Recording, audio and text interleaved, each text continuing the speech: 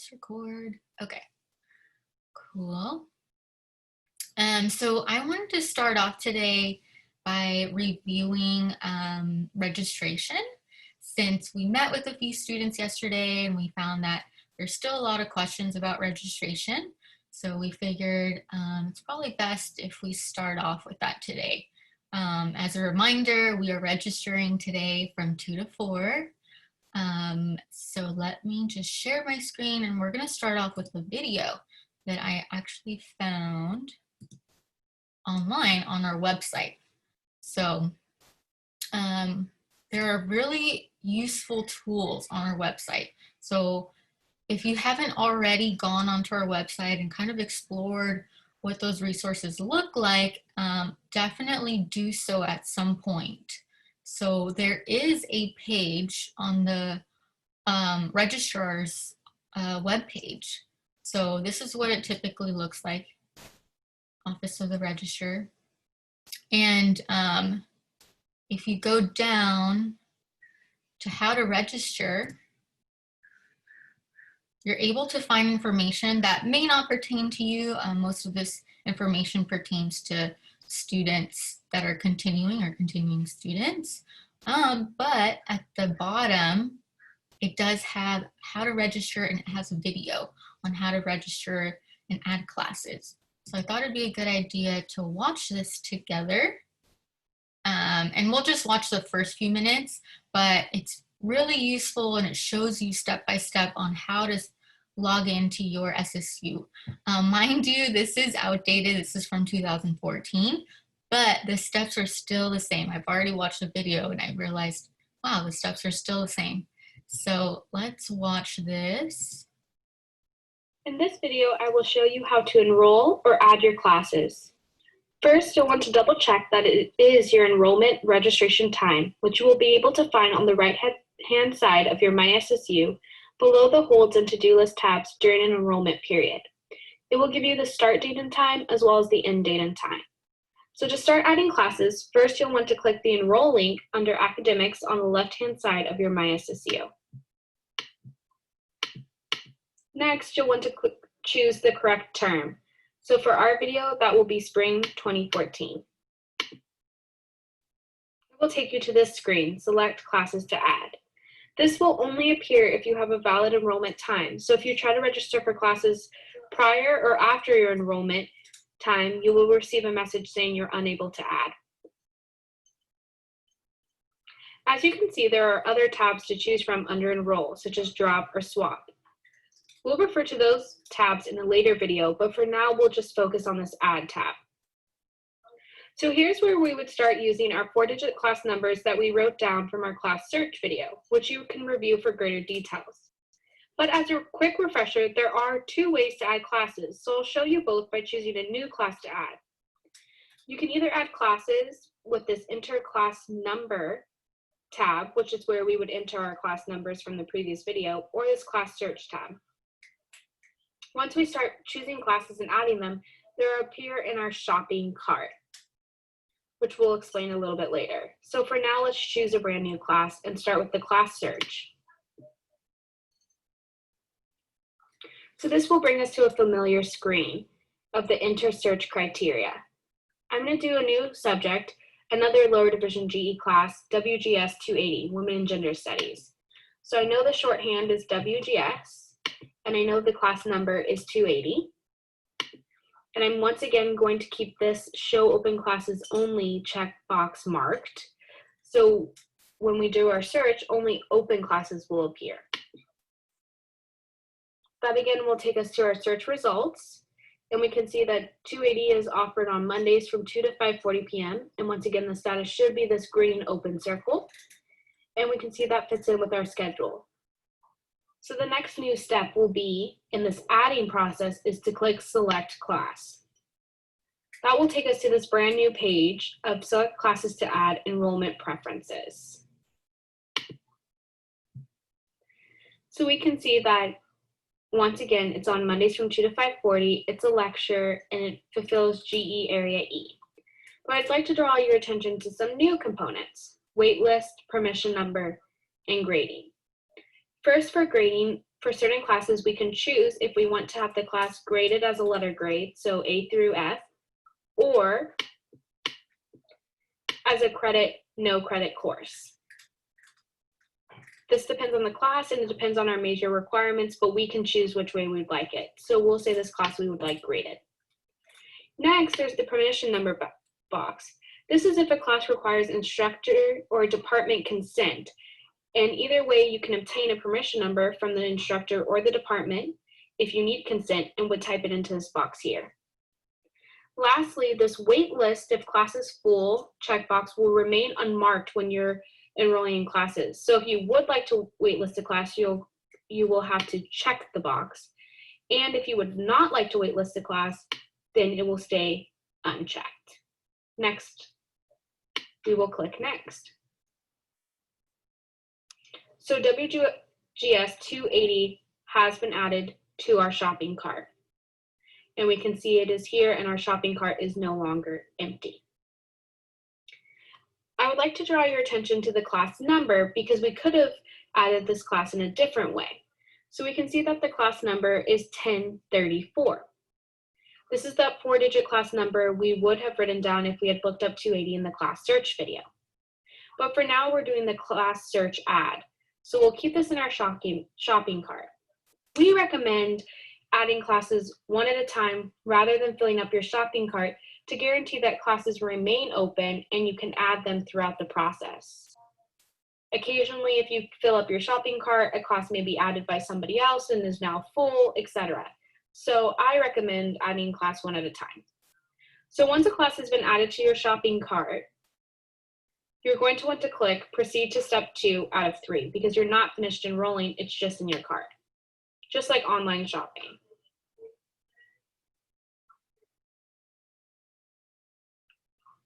So now we've come to the confirm class pages. We double check that this is the class we actually want, WGS 280, Mondays 2 to 5:40, etc. And it's still open, so we're going to click finish enrolling. You have to click this last step, finish enrolling, to have the class added to your schedule. Lastly, it will take you to this step 3 view results page. So you'll want to pay attention to both sets, this red X error especially, meaning unable to add this class, or a green check mark success, which means you also want to read the messages below. So this message says you're required to take this requirement for this class, disregard error, this is information only. This course fulfills GE requirements. So we see that this is just an information message letting us know that it's a GE class, which we wanted. And so the green check mark means status is good, we added the class. So that's what exactly we are hoping for. So if we want to double check, we can click my class schedule. And there we can see it all listed out for us. We can also look at the class schedule in a weekly calendar view if we'd like. So let's go back and add the class the second way by doing our 4-digit class number we had recommended in the class search to make the process easier and quicker. So that's most likely the way you'll be adding classes is with the 4-digit class number, but I wanted you to know there's 2 ways. So for the video purposes, to show you both ways, I brought us back to that select classes to add screen with that schedule where we haven't added any classes yet, and we've done that spring 2014 term. So let's select classes to add in that more efficient.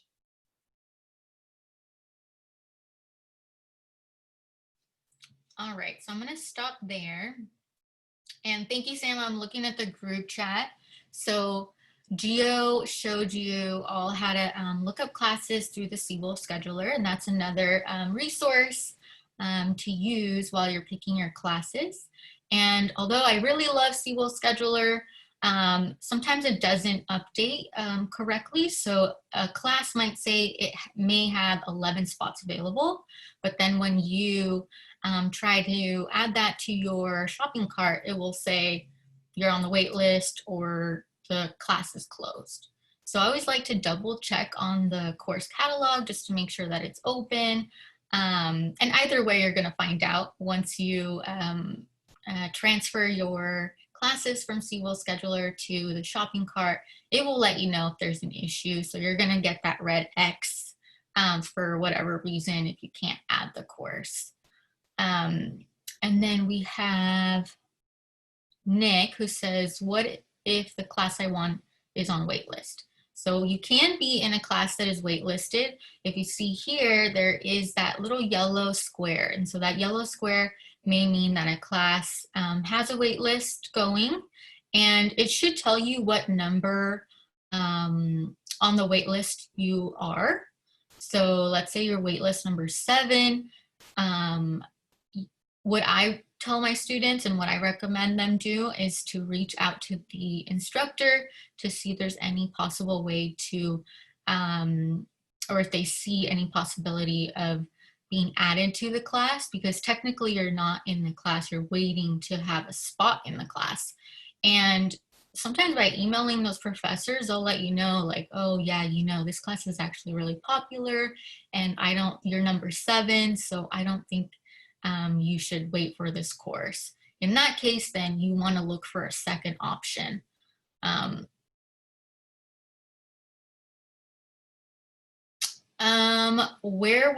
Okay, so Nick also wants to know where he can see what number he is. So Angelica, I don't know if you can answer this one for him. Yeah, so just to add to the waitlist feature, a lot of times students will add a course to their shopping cart and see that it has the yellow triangle. But if it's still in your shopping cart, it means you're not on the waitlist yet. You'll want to make sure you check that box that says waitlist if class is full. Once you do that and you see it with the rest of your class schedule, you can go back to your class schedule. And we don't really have a student that we could show you their class schedule, but once you go back to your class schedule, it'll tell you what number on the wait list you are. So it's just important that if you know the course already has a wait list, don't leave it in your shopping cart. Otherwise, you're not on the wait list. It's just sitting in your shopping cart. Kind of like when you're online shopping, if something's in your cart, you haven't bought it yet. So make sure that you go through all the steps, you check that box that says wait list if class is full, and then it'll actually give you a number on the wait list. Yes, thank you for that clarification. So it won't actually tell you the number before completing all the steps, but it will tell you after. So once you have the class in your shopping cart and then you go on to the next step, which is finalizing and ensuring that that class is under your schedule, it will let you know what waitlist number you are. Then at that point is when you would email your professor, that professor, to see, hey, you know, it looks like I'm number 7. What do you think? Should I stay on here? Or you can call, you know, introduce yourself and your story, or, you know, I really need this course, or I really want to try this out because I'm really interested in paleontology, and just to see where you're at. Otherwise, I would definitely try to look at other options. You always want to have backups, as Angelica just put on the group chat. That's exactly right. Like, you always want to have a backup plan. So if you have, let's say you're really interested in psychology, don't bet on getting that one course, because by the time you register, that class might not be available anymore. So what's your plan B? What's your plan C? Always have backups. And yes, I wouldn't recommend like staying on the wait list if another class is open. Right now we're freshmen, or you all are freshmen. So there's a lot of options out there. There's GEs that you can take and explore other courses that will fulfill other requirements. There was another question, I think it was, oh, Christian. So it says that you try to enroll in a class, but you don't have a valid enrollment appointment. That's right, because our enrollment appointment is from 2 to 4. So I reminded you in the morning that we're going to be registering from 2 to 4. So you can't do it earlier than then, but you can do it starting from 2 o'clock. Okay, so this is just the first resource. There's a lot coming. So let me show you what's next. So I wanted to show you the general education requirements webpage, and not to worry about getting all of these links. I have created a useful SSU links page. So you'll be able to click on these links and it will take you to all of these pages that I have open. So general education requirements. This is going to show you, again, those 5 categories that we talked about. So English, language, communication, critical thinking, area B, C, D, and E. So, and it will also go into those Seawolf study graduation requirements. So there is the American Institution and Cultural Race Studies that they mention here. And there's also a resource page, and it's actually found here, so you can click on the resource page. I just have it open, and it will show you the revised GE pattern. So if you want just sort of something to look at to guide you, then definitely take a look at this. And again, I've included this in that Google Doc, which I will share in the group chat. But it kind of breaks it down into the categories and then subcategories. So there's that area A, and then there's the A1, A2, A3. So definitely take a look at this. Keep that in mind. Another really great tool that I actually haven't mentioned yet, and maybe I have during our one-on-ones, is the academic requirements report. So let's see if I can go here. Yes, awesome. So the academic requirements report is an online report that provides a real-time overview of your student's academic record and your degree requirements. So let's click on this link. So it's going to show you how to get there from your SSU. So on your SSU, you're going to go to your Student Center, Other Academics. It's on the drop-down, and it says Academic Requirements. I don't know if any of you want to volunteer, and I can pull up your Academic Requirements report to show students what that looks like. If not, then you can go ahead and do that on your own. But basically, it's going to show you, again, that breakdown of all of those categories. So it's going to show you your A's, your B's, your C's, your D's. And as you continue, it's going to, as you continue your semesters, it's going to auto-populate. So all those courses that you're taking or you're about to take. So let's say there's there's a key with classes that you've taken. So those will be in green.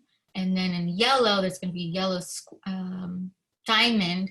That's going to show you the classes that are pending or you're currently taking that are in progress.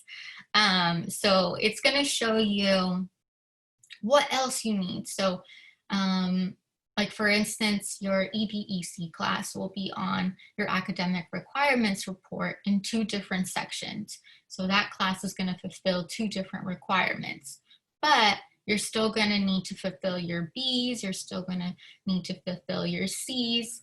But as you go along, you're going to be able to fill that up, that report. And during our one-on-one meetings, we are going to pull that up. That is definitely something that we will bring up. And you also want to take a look at it. It will also let you know what major you're in, if you've declared or undeclared. It will show you that information up at the top. And then it will also show you, it will break things down by lower division units for your GEs. And then it will also break it down into your upper division. Obviously, we don't really want to worry about the upper division just yet because we're not there yet. But all of that information is in your academic requirements report. It's super important to take a look at that. There is that Seawolf scheduler that y'all went through with Geo. And so again, it's an interactive online tool that can help you assist, or that can assist you build your perfect schedule according to what you already have. So it's kind of nice because it blocks out all of the classes that you can't take because you're already taking an EDC class on Monday, Wednesdays, and Fridays during the morning. So it will block those parts out, and then you'll only be able to add classes that fit to your particular and unique schedule. So it's a really nice tool to use. But as we get further along into registration, like for instance, we're freshmen, so we kind of get less picks. I've noticed that Siebel Scheduler doesn't update as quickly as I would want it to. So again, just double check on the catalog, make sure that that class is available, or just have that notion, just have that idea or mental note that a class might say there's 11 spots available on Siebel Scheduler, but once you go into the catalog, that number might be different. There's Lobo Connect.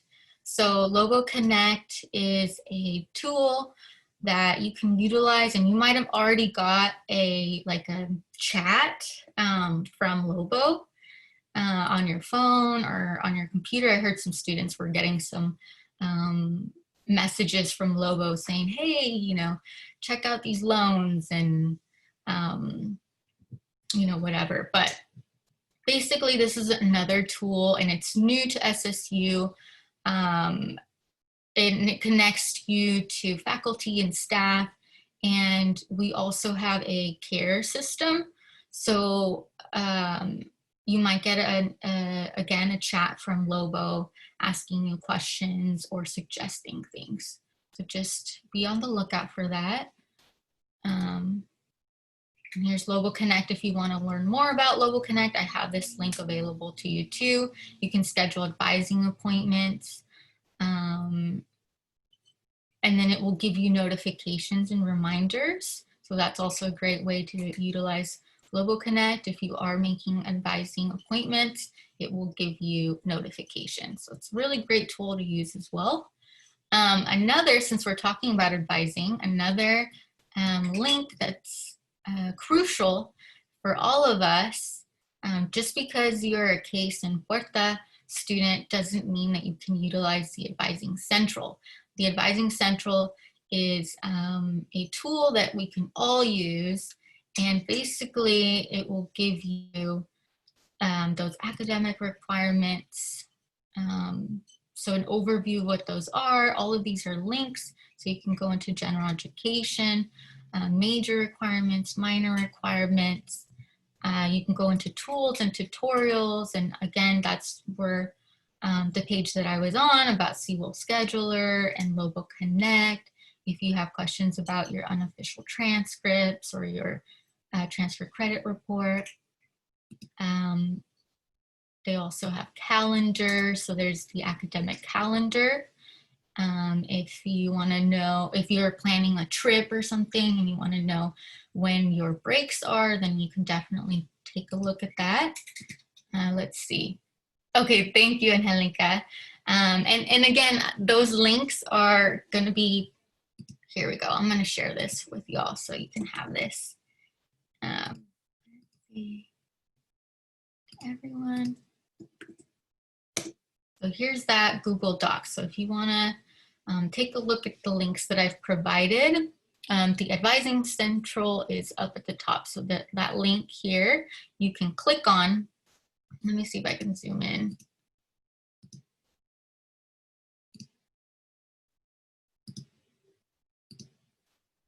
Yes, so you can click on all of these links. They're all purple because I've already clicked on them, but you can click on them and it will take you to the pages that we are on. And then it looks like, okay, so we have a volunteer. So I'm gonna show you all what to look for in your academic requirements report. But let me just double check that I missed that I did. Oh, well, since we're talking about majors and minors and advising, also be sure to take a look at that course catalog, which we mentioned in a previous session, but I just wanted to show you the programs by department. So again, if you're interested in, let's say, chemistry or biochem, then you can select biochemistry and it will break it down to your major core classes. But it will also show you GE courses, supporting courses. Biochem might have not been the best example since biochem is a little unique. Let's do Chicano Latino Studies. Okay, so Chicano Latino Studies. There's different tracks here. So if we just wanted to do Chicano Latino Studies, it'll show you again your major core requirements, your elective courses, and it suggests, so list all of the classes that are available, but here it says that you only need 3 of the following 12 courses. So it's kind of a good way to, take a look at those courses in your major in case, let's say this semester you want to take a Cal 225 class to see if that's a course you would like to take, or 219, which is the class that has been reserved for Puerta, is on here as well. So take advantage of that. And Nick, it's actually in the Google Doc. So here under, let's see. Oh, here we go. SSU catalog. I actually went ahead and provided the link for programs by department. So it'll take you straight to that, to here. So it's going to take you here. And you can, play around with the tabs. There's a lot more resources here. There's the course description. So if you want to learn more about the course description, you can go in here and select a class and it'll give you a rough description of the class. So definitely take a look at these, play around. Oh, that's something else. Okay, so now I'm going to go on, let's see. I have a volunteer, so I'm going to go into my SSU.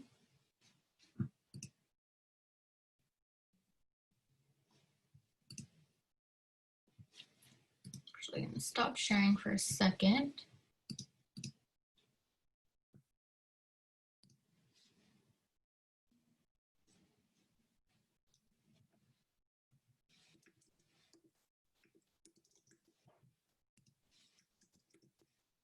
Just so we know what the academic requirement report looks like.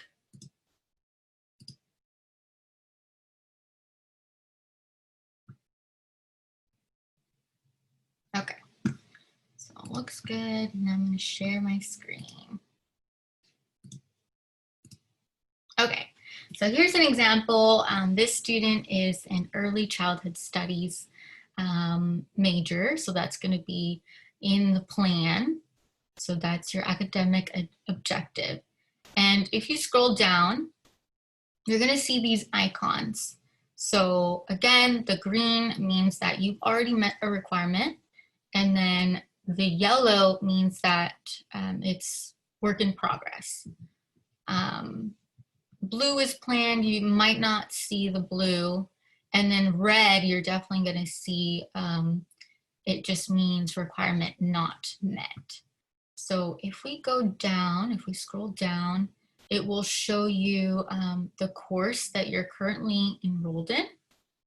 And then if you continue going down, it's going to give you some information. So if you ever wanted to learn a little bit more about your degree requirements, you can always check out the academic requirements report for that information. And for instance, what I mean by that is, okay, we talked about 120 units are required to graduate. So it's going to give you that number, and it's going to show you how many you are attempting to take or you've taken. So here it's showing that she has 3 units. It's in progress, so that means in the fall time, she's going to take 3 units in geometry, and she still needs 117 units to go. So, and then it will also show you, break it down into upper division units. If you go down, it's going to show you the lower division GE requirements. So again, this is where I was mentioning those categories. So we have your English, your A, area A, and see how these are all red? That just means that they are not completed yet. So here it will give you the exact units that you need for each area. So here it says in area A, you need 9 units, and she still needs 9. Okay. Again, the same thing for area B. So you're going to keep scrolling down. You're going to see that her math class is under area B,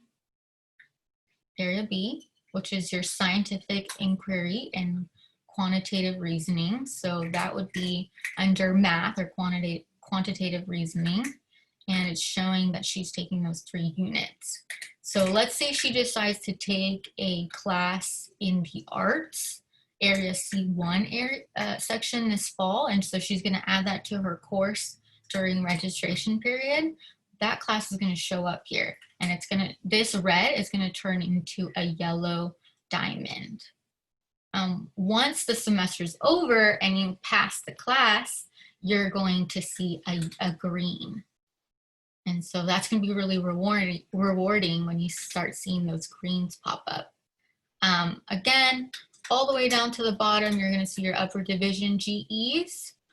This is something that we don't typically worry about too much right now.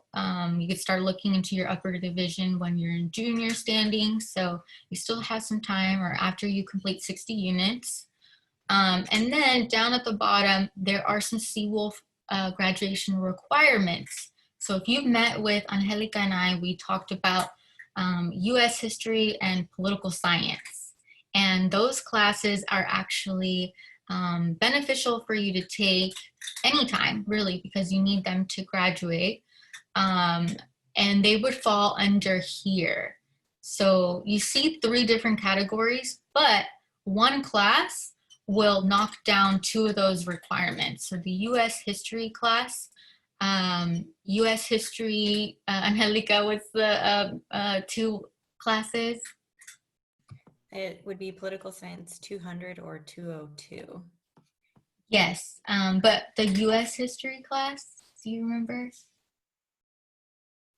The American history? Yeah. History 252 or 251. Yeah, thank you. Okay, awesome.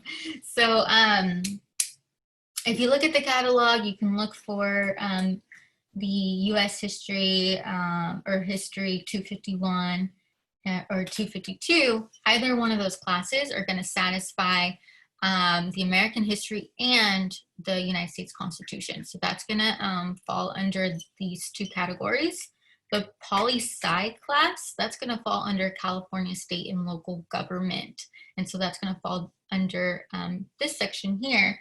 And for those, for that, you can take poli-sci 200 or 202.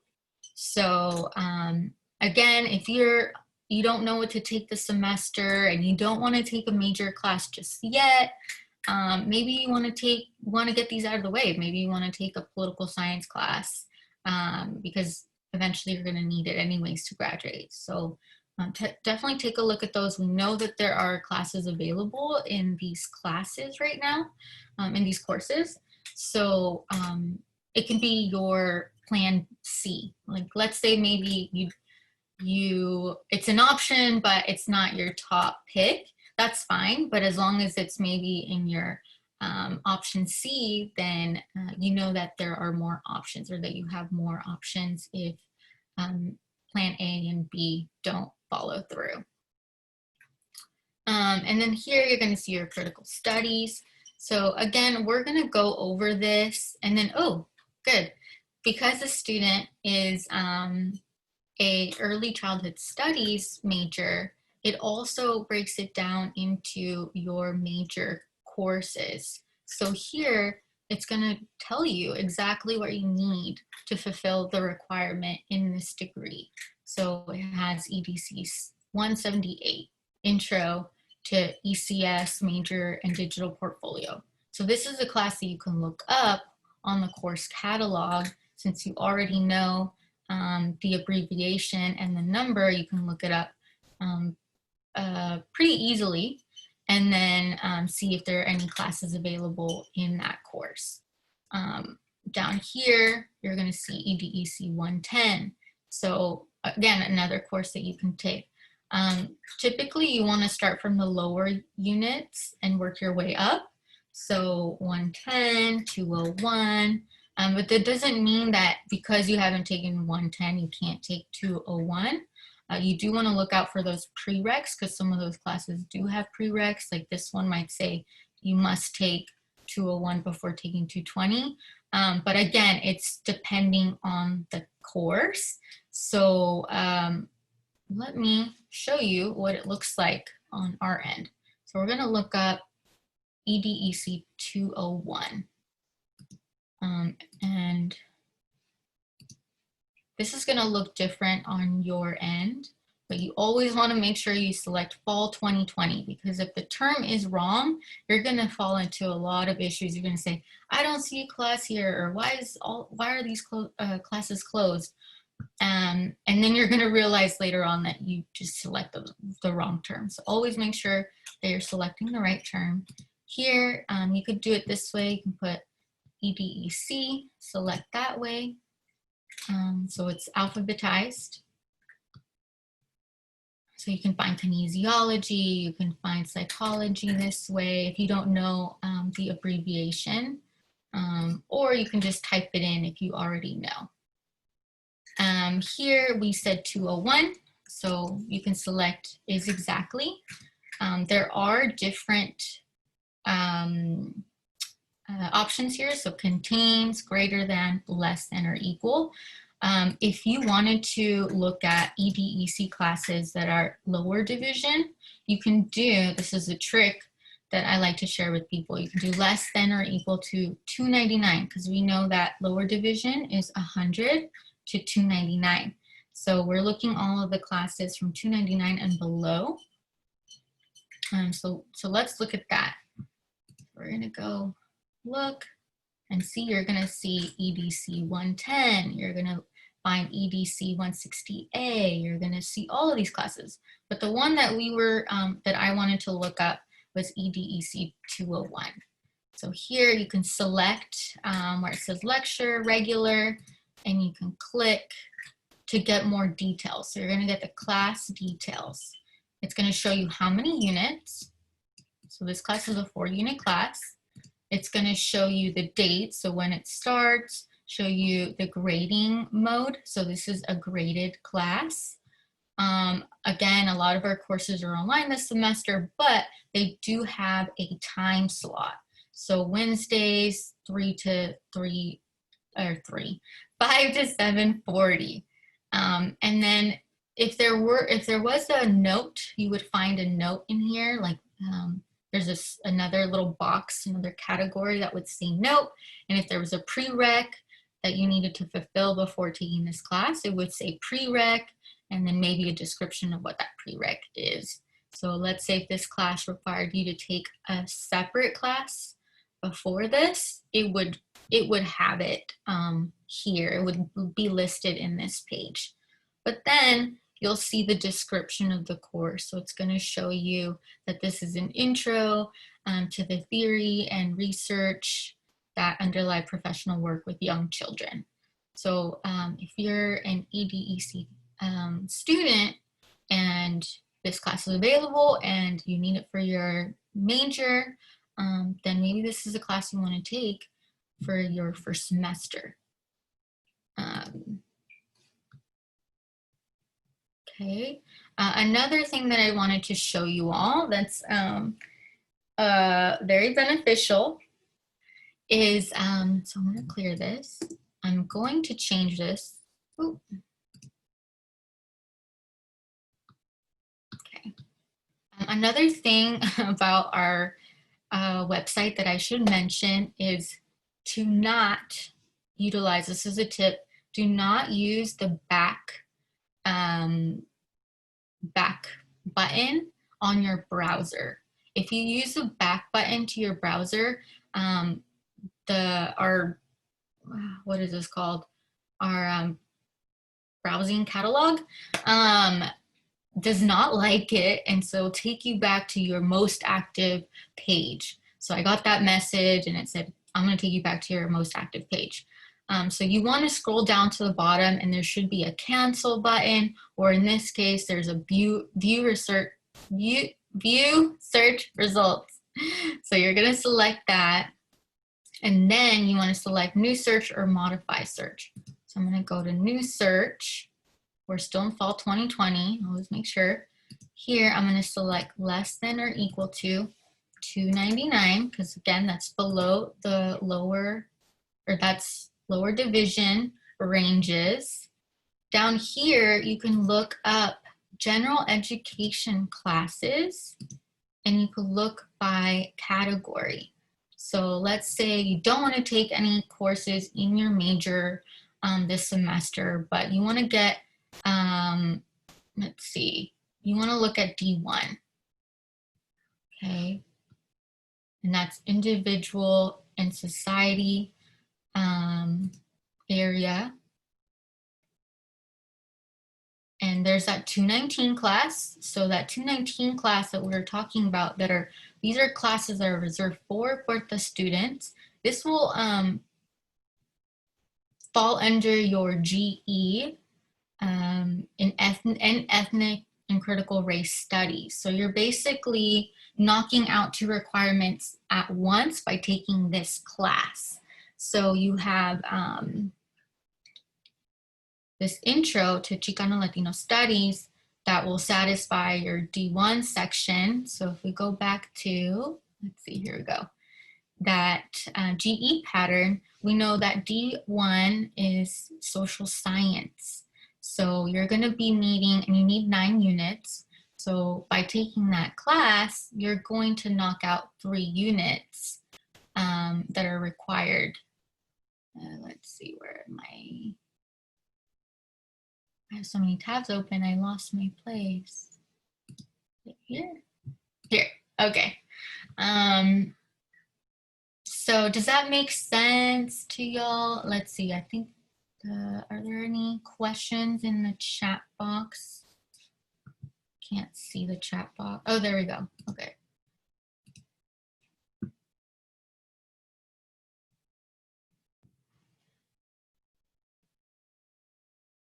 Okay, yes, so Jacqueline asked the question if I recommend those that are undeclared to take classes that are required to graduate first rather than later on. Yes, so all of the GE classes are going to be required of you in order to graduate. So this class, the 219 class, is a GE class, but it's also a requirement in order to graduate. And again, it fulfills your ethnic and critical race studies requirement. So this is a great class to add if you're undeclared and you really don't know what you want to do yet, but maybe you're interested in Chicano Latino studies. So again, there are many options, especially because you're all freshmen, and so there are a ton of options. There's, you know, your academic requirements report is looking pretty empty right now, which is fine because that's, we all start there and we work our way up.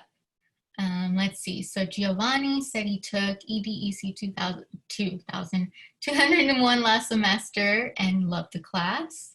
Thank you for the recommendation, Gio. Okay. What is EDEC about? Maybe Gio, you want to talk a little bit about that? Yeah, I typed in the chat a little kind of like snippet of it, but mostly what I forgot to mention is it's kind of like we learn about different like educational approaches, kind of like the Reggio Emilia approach, like the Head Start approach, and just different approaches throughout the history of early childhood education, how they came about, how effective they are, um, which ones are more effective towards which certain group, right? We learn about, one of my favorite subjects was learning about the Head Start program, which serves children of lower income, and what approaches they use in order to serve their needs. And that you get to a point in the class where you get to choose whichever approach you want. You get to choose like a subject you want, and then kind of go off and kind of explain how effective it is, what it is about. And yeah, it's a really fun class. I definitely recommend for the early childhood education majors. All right, thank you. Do we have any other questions? I know that we're already past our time by 2 minutes. And I had a game for all of y'all to play today too, but there's a lot to cover still. So any questions, we are gonna be available right now, I believe. Let's look at the Canvas page so we can see our day, what the day looks like for today. So we're on Wednesday. We have our advising session from 10 to 11:50. So we're going to be available from 10 to noon, basically, for one-on-one advising. And so we're just going to use my personal ID Zoom number or Zoom link.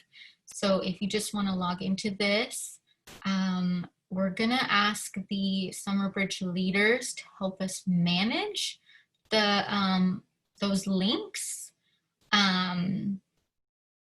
because we're going to do little breakouts. And then we also will be available from 1 to 1:50. So just 1 hour right before our registration lab. So the registration lab is from 2 to 4. And again, we're going to be available on my Zoom link just in case you have any questions that pop up. The idea is that you're going to register on your own. So just the way that the way that was shown in the video, you're going to do that on your own. You're going to log into your SSU and you're going to add those courses that you want to add. And if any questions come up, let's say you're having issues or something comes up with the course, or you're not sure why you can't add a class, then you can always hop on, and then Angelica and I will be available to help troubleshoot. Okay, let's see.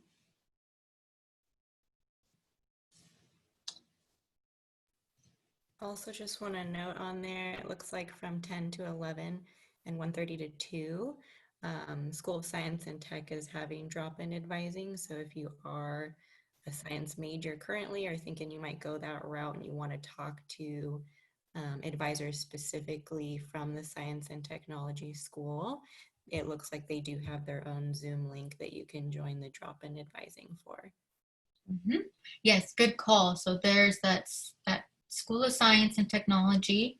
So if you have any questions about what classes you need to take, or you're not sure why you can't get into a class, always be sure to check out this link and help get advising for those classes. Or if you're also a Hutchins major, your registration lab link would actually be available down here. So if you're a Hutchins major, then you definitely want to check out this link for questions and answers. All right. Do we need to take our group photo? Oh yes, thank you for reminding me. So we have to take our group photo. So if you want to put on your shirt real quick, I'm going to do so myself. Once you're ready, go ahead and turn on your camera. Get ready. And we'll stop recording at that time, yeah? Yes, I think so.